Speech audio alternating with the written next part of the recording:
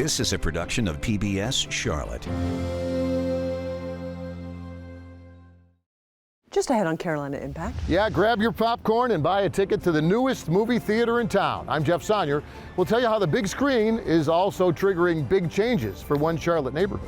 Plus, we go behind the scenes to learn more about a Charlotte actor you've likely seen on the silver screen.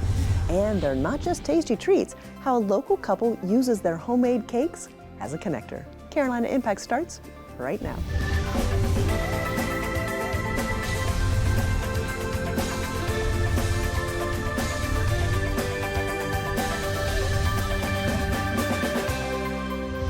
Good evening. Thanks so much for joining us. I'm Amy Burkett. How do you replace a beloved Charlotte landmark on one side of town? And how do you breathe new life into a forgotten Charlotte neighborhood on the other side of town? Well, this week, Carolina Impact's Jeff Sonnier and videographer Max Arnold take us to Charlotte's newest movie theater, which may be the answer to both questions. Yeah, we're here outside the Independent Picture House, a new movie theater in an old industrial area just off of Sugar Creek Road. The Independent bringing the neighborhood a little Hollywood. You know, lights, camera, showtime, action. we got company! These are movie clips from the summer of 1984. Modern classics, all back on the big screen again, 4 decades later here at the Independent, along with cutting-edge new films that you won't see at other theaters. The discoveries come thick and fast here. They're not just throwing stuff up going, hope you like it. And Lawrence Topman, the arts critic for the Charlotte Ledger, says after 2 years now of coming to IPH for films that he calls hard to find and good to see, enjoy the show. Growing audiences are also discovering a similar mix of old and new that's growing up around the theater. Well, and it's sort of like what happened with NODA maybe 30 years ago. There are hundreds and hundreds of apartments going up. I had no idea. This place is going to be really vibrant, and one of the reasons, not the only one, is this house that we're sitting in, this Independent Picture House. You'll be able to walk down and eat, get a glass of wine, see a movie. If you feel like coming here and you don't feel like driving, the Blue Line puts you out within sight of the theater if you get off the Sugar Creek stop. Topman sums up the theater's early success with a memorable movie line. If you build it, they will come. That is going to be, the top will be the projection booth, where the projector is. Brad Ritter is the executive director of IPH, walking us through the challenges. So again, we go in the hallway, there's a little vestibule here. Of turning this old warehouse, we wish this was another 10 feet higher, but it's not. Into a new picture house. And we'll be holding film premieres, educational classes, and just all kinds of red carpet events. The Independent adding a new 4th auditorium with 150 more seats, plus a special events room, expanding the theater to keep up with its early success. There's even a new coffee shop and cafe next door. There's some sleepless nights, but yeah, I think everything turned out well. Ritter himself spent 27 years at the old Manor Theater on Providence Road, working every job and hearing every rumor. The Manor's on life support, and the Manor's going to close, and then word would get out, and the community would be like, whoa, you can't close the Manor. But when the Manor finally did close during COVID, it created a celluloid void here in Charlotte. No space or place for these movie lovers to see the indie and foreign language films they used to show at the Manor. And that was devastating, and honestly, I think that really helped us with what we did with the Independent Picture House, because there was an outcry. We took the outcry of the community about the Manor closing and turned that into motivation. We knew that there's a demand for a community-based cinema.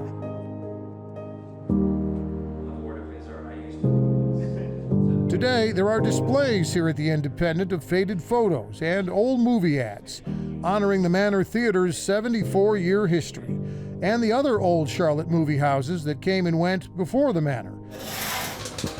Even the movie popcorn here at IPH comes from the Manor Theater's old lobby popcorn machine. But the Independent Picture House is more than just Manor Theater memories. With having the 4th screen, it's like More space means you can do more things, which means people will feel more ownership, I think, of the actual cinema. From his cluttered office here at UNC Charlotte, senior film lecturer Jay Morong is also the IPH creative director, not just booking art house films for the community, but also sharing the theater with the community so they can screen their own local films. You need those homegrown things that are here and can kind of see the shifting sands of a city. And I think the unexpected success has at least shown us this is something people want. There are enough people who will support these things, but you have to help them. This is not just a movie theater that you come, you get some popcorn and you watch a film, but to sit in a theater and hear other people reacting to your work, that's really what it's all about. It's an opportunity to experience storytelling with people around you. IPH board member Setu Raval is talking about something else that the Manor Theater never did. All of the movement beyond that is real movement. The actors had something to look at the entire time. These theater talkbacks between the film experts or the filmmakers. They force a character to make a really hard choice. And the IPH audience that comes to see these films. You need to be ready for the surprise, and I think this movie does that. This place does want your input because it wants your ideas to help shape what it's going to be. This is a space for people to come and talk about stories. And I think people will gravitate to that. You don't see that at the megaplexes. You don't. And here's one more thing you don't see at most movie theaters. Saturday morning cartoons on the big screen here at the Independent.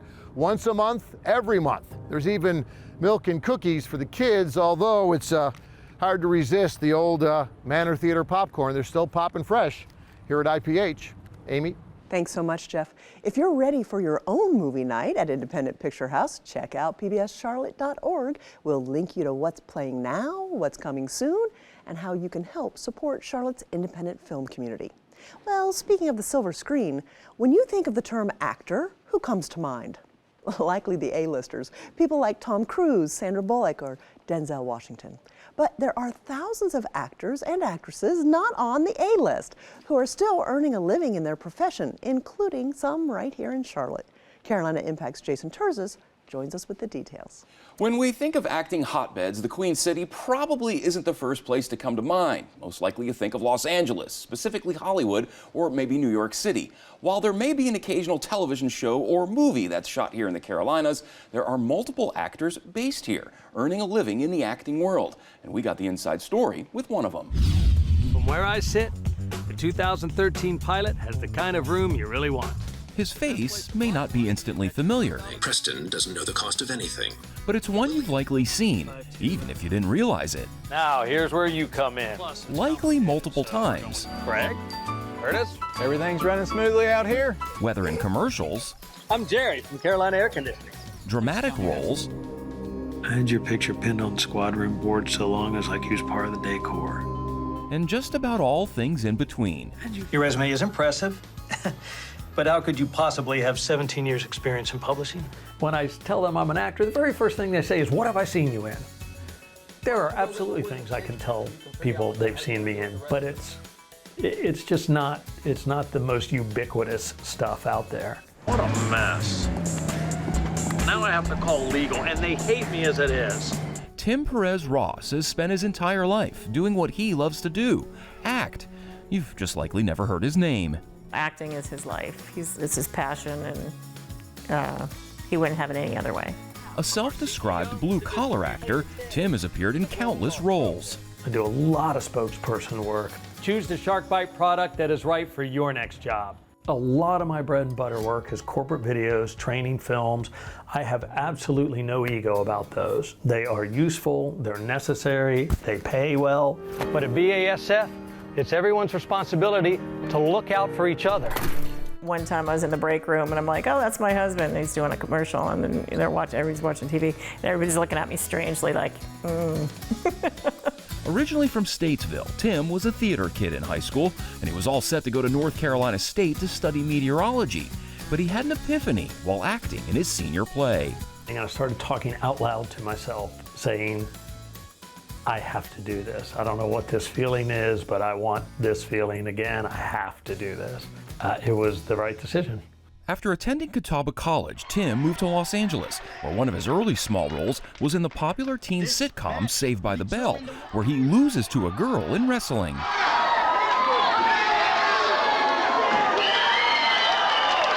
But then I got some soap opera work and some other TV work.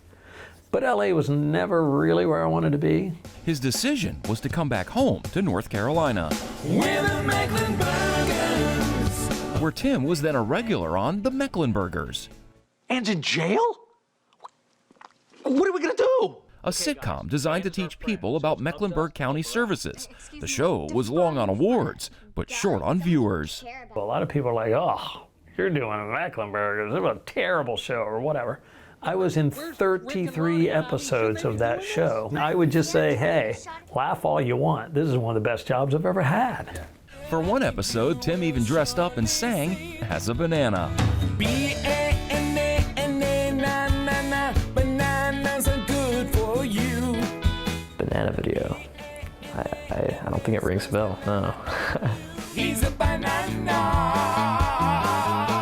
I'll need to be filled in there. It was fun, and I'm glad I did it. I have no regrets. It was a blast. In the years since, Tim has done a little bit of everything in the acting world, from a slew of commercials. We brought 3 new models downtown. And bam, people started sharing their Honda stories. To corporate training videos. It's time to rethink retreads with Michelin Retread Technologies. And television appearances, like this one from The Vampire Diaries. I never heard of Mystic Falls. Never heard of you. Where's your badge? Airing on Amazon Prime now is a movie about George Washington, entitled Washington's Armor. Tim plays the role of real-life character Christopher Gist. And the movie was set in 1753. So we're in period costume, we're riding horses, we're shooting muskets, we're walking across a frozen lake in upstate New York in February in 10-degree weather. But it was just an amazing experience. Currently, Tim is a regular on a couple of shows, The Big Door Prize on Apple TV Plus. I've been on 8 episodes. And County Rescue on Great American Family. Timothy, magna cum laude. Yes, sir. I don't care. All that matters is what happens in the field. But you did graduate pre-med. My money's on you. County Rescue, I'm one of the regulars. And that's also been an experience that, as a blue-collar actor, I haven't had very often, where I'm there every episode and almost every day. To always be ready for that next call and potential role, Tim has converted a bedroom in his home into a studio, complete with everything he needs to record an audition. But then my main setup is just a DSLR camera with a really awesome little light on top and a boom mic, and I have lights on either side. And that's how I do every audition that I do. One of the things that people not in my world will never understand. Most of the time, I have no idea where my next job is, when I'm gonna get it, or if I'm gonna get it. I'm so used to it, it doesn't freak me out. But can you imagine a normal person saying your job is gonna last the next 5 days and then you have no guarantees of your next job? And sure enough, just as we were wrapping up our video shoot with him, Tim got an email about a job, and within minutes had his studio ready to go, recruiting son Connor to help with lines. What you're describing is impossible. It's a lot, I know, but it's very much possible. I could get a spokesperson audition right now with 3 pages of copy, and in 10 minutes I could have it set up here, and 20 minutes after that I can deliver that audition to them. So even the fact that they're saying, wow, I mean, we just sent this guy an hour ago and he's given us what we're looking for. That can be a huge advantage, because when they see what they believe they're looking for, a lot of times they don't wait for everybody else to turn stuff in. They're just like, let's get that guy. Okay, I love this story, and it seems like he really has this thing down. He does. Years of experience, and he kind of knows what he's doing at this point. Now, the one thing where Tim says that he's been ahead of the curve on is investing in himself and his career, having all that equipment ready in his home, and he also has another kit of stuff packed away that he brings on the road with him, so if he gets a call while he's out on another job, he can actually record an audition from his hotel room, which is kind of a cool little thing that he's able to do. And one other thing, we're here in our studio here at WTVI PBS Charlotte. The Mecklenburgers, the show, a lot of those scenes were filmed and taped right here in this very studio, so it's kind of cool. Thanks so much, Jason. All your stories are cool. Well, if you've been to downtown Fort Mill recently, you've seen how vibrant it is. Years ago, that wasn't the case. When I moved there 11 years ago, there were empty shops everywhere. But a local woman saw an opportunity to follow her dream of opening an art gallery and studio space. Videographer Russ Hunsinger takes us inside to see it all, plus the surprise in the back.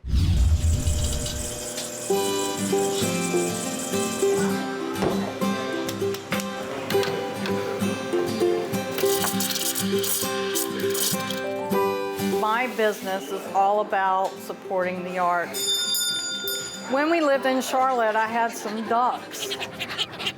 So I thought I would name my business after Olive, my favorite one.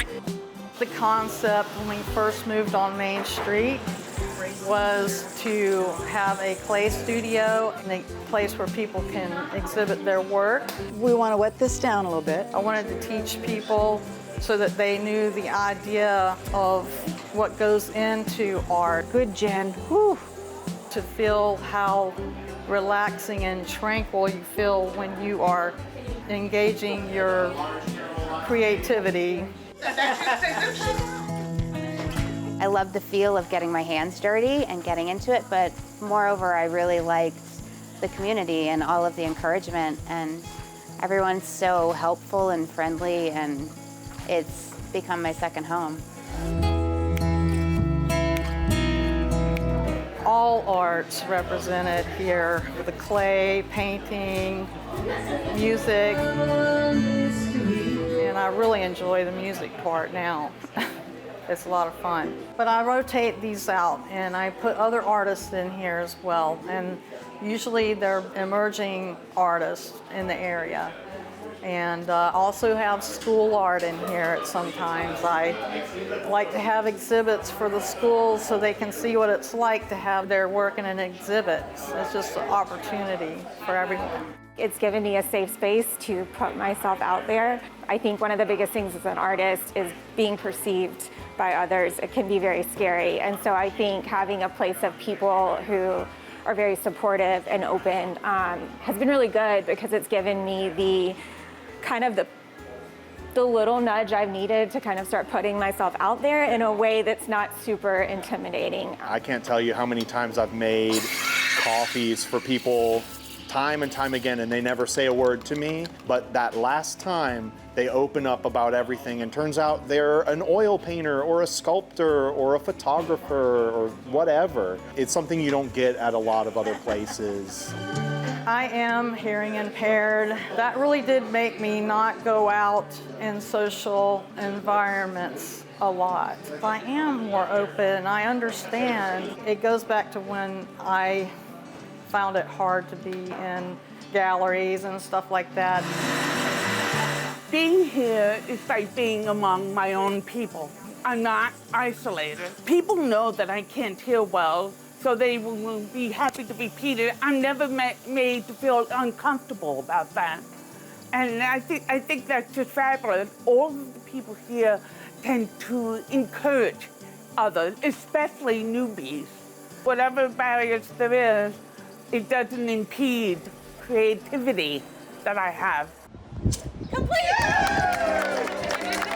It's important to me to be involved with the community because it just raises more awareness. This is a 65-foot-long mural that we put in last summer. The lead on it was Debbie Wissett, and it is titled, It's in Our Hands. The mural is a community outreach and education piece that we did with the help of a bastion of volunteer artists, and people who weren't artists came out and helped with it. What we want folks to take away from the mural when they see it and when they interact with it is that our waterways are important. They're important to all of us, and we are the stewards of that waterway, and we need to be better stewards of it in a lot of ways. Art is powerful, it is beautiful, it's engaging, it makes you think, and it can just really be an emotional response for folks that maybe they wouldn't have cared so much about until they saw it and it connected for them. Fort Mill needs Olive's Mud Puddle. There is not enough art in this area. People are coming by and they're saying, oh, it's a coffee shop. There's a ceramic studio in the back. They're surprised. And then they say, oh, can I do this? Can I do that? And we tell them, yes, you can. Thanks so much, Russ. Debbie has led so many community art projects, like the downtown Fort Mill coloring book. She partnered with local artists to create pages highlighting Fort Mill and local businesses. If you'd like to take pottery lessons at Olive's Mud Puddle, well, there's a bit of a wait. So far, the sign-up sheet is over 100 folks long. Wrapping up tonight, the same way kids light up when they see an ice cream truck, a similar reaction happens when a local couple rolls to their location with their little blue wagon full of homemade pound cakes. If you aren't smiling when you see them, you probably will be after tasting them. Carolina Impact's Dara Khalid and videographer Marcellus Jones show us how the pair use their business in some rather unique ways. Reactions like this. That bourbon pecan cake that I ate from you yesterday, I compared that to my grandma. That's all I can say. I gotta have one. And this. And they have so many different flavors. Oh man, I like all of them. Are common comments when most people eat cakes from the Huntersville company, BlueWagon Pound Cakes. I have the coconut pound cake, and it just melts in your mouth. With over 60 flavors ranging from lemon to more exotic ones like mango daiquiri, maple bacon, and Red Bull pound cake. And that Red Bull was a smashing home run. yes, you heard that right. A pound cake made with the energy drink Red Bull. When he tasted, he's like, man, I can feel the acid coming through my nose, man. And the people making those flavorful cakes are husband and wife, Kenneth and Rashia Dawson. I couldn't or wouldn't even do this without him. From their home kitchen, they bake each cake from scratch with creamy butter, sugar, and a few family secrets. This is flour and some more stuff that can't be named, okay? They make a good team. Rashia handles the mixing, and Kenneth does the baking. This is a favorite cake of my barbershop people. So yes, my barbers, the big old buffed up guys, like birthday cake.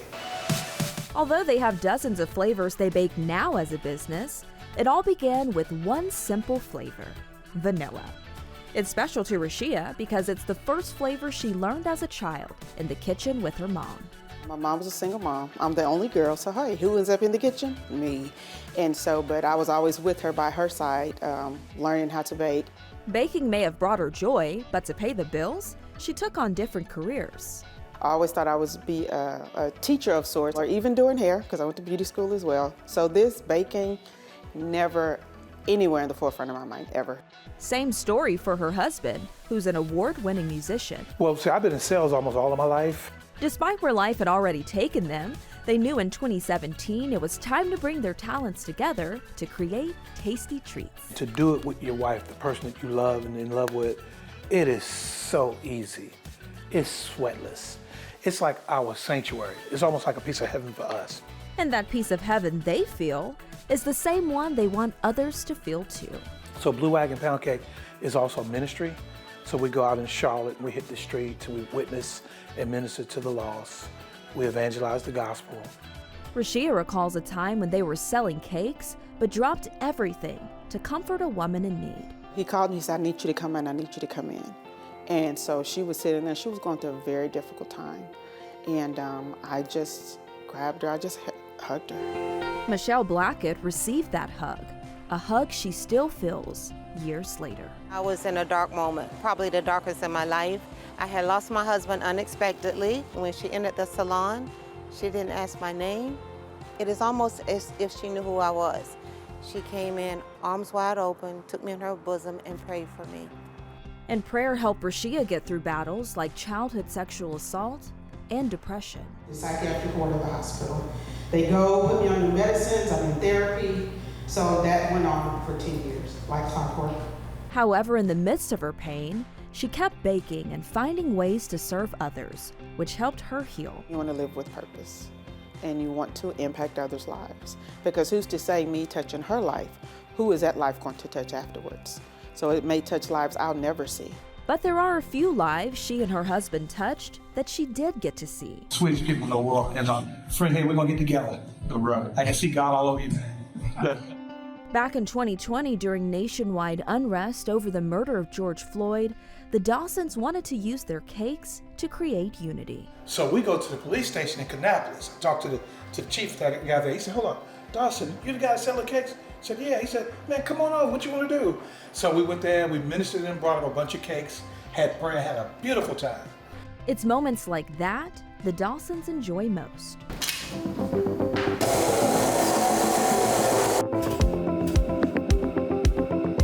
Even on those tough days when they're baking between 200 and 300 cakes or spending money out of their own pockets. My whole thing is want to bring a smile to someone's face.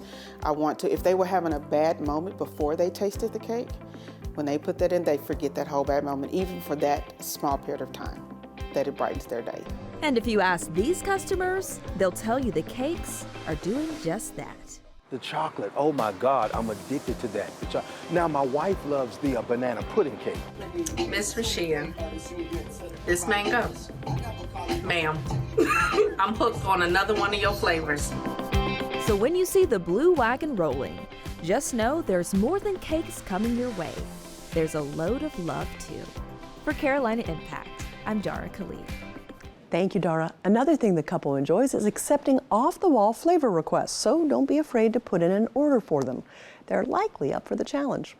Do you know any fascinating people like the Dawsons? If so, please send us an email with all the details to stories@WTVI.org. Well, that's all the time we have this evening. Thanks so much for joining us. I always appreciate your time and look forward to seeing you back here again next time on Carolina Impact. Good night, my friends.